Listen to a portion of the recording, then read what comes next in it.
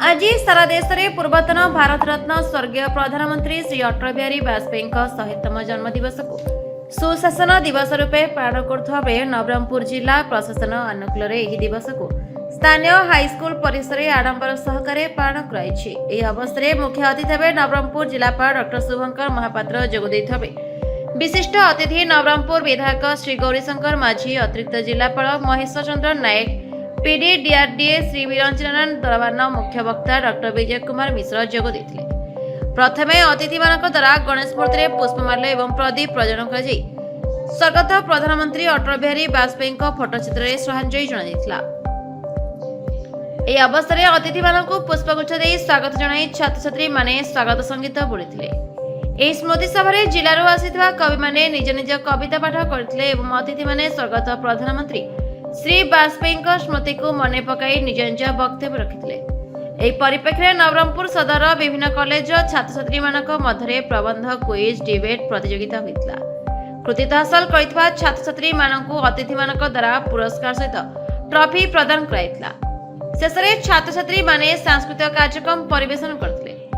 आज कार्यक्रम तीरमंच परिचालना नवरंगपुर जिला लोकसंपर्क अधिकारी श्री मनोज बेहरा करथिबा कार्यक्रम में कवि बुद्धिजीवी और छात्र छात्री माने उपस्थित थे।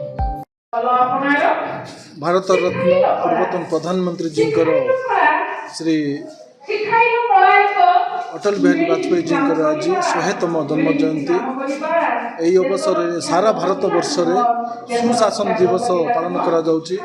प्रकृति में तांकर जो प्रधानमंत्रीत्व काल जो 13 दिन 13 मास और 5 वर्ष प्रधानमंत्रीत्व समय रे भारत वर्ष गोटे ऐतिहासिक परिवर्तन होता। शिक्षा क्षेत्र में गमनागमन क्षेत्र में हॉस्पिटल क्षेत्र में वैदेशिक नीति क्षेत्र में सुशासन दिवस को स्वर्णिम दिवस कहुए मन पकड़ाई सारा भारत वर्ष में पालन कर आज नवरंगपुर जिले में प्रशासन तरफ सुशासन दिवस पालन अवसर प्राप्त प्राध्यापक राजनीति विज्ञान घर नवरंगपुर आज भारतर प्रधानमंत्री एवं भारत रत्न पद्म विभूषण विजेता जड़े सुशासक कवि एवं जड़े राष्ट्रनीतिज्ञ 100तम जयंती से 100 वर्ष तले जन्मग्रहण करथिले। भारतर राजनैतिक और सामाजिक जीवन को प्राय 50 वर्ष धरी से आच्छादन करथिले। ता भितर से 3 थर प्रधानमंत्री एवं 50 वर्ष से लोकसभा और राज्यसभा सभ्य थिले। तेणु यही जो कार्यक्रम मध्य से भारत को आगे नेबाई दूरदृष्टि से प्रवाह करथिले। से भितर देखिए जे आमर ग्राम्य सड़क योजना एवं स्वर्ण चतुर्भुज तापरे तैल विशोधनागार एवं भारत वर्ष जो ट्राइबल अफेयर्स डिपार्टमेंट बा आदिवासी उन्नयन विभाग से प्रतिष्ठा करथिले।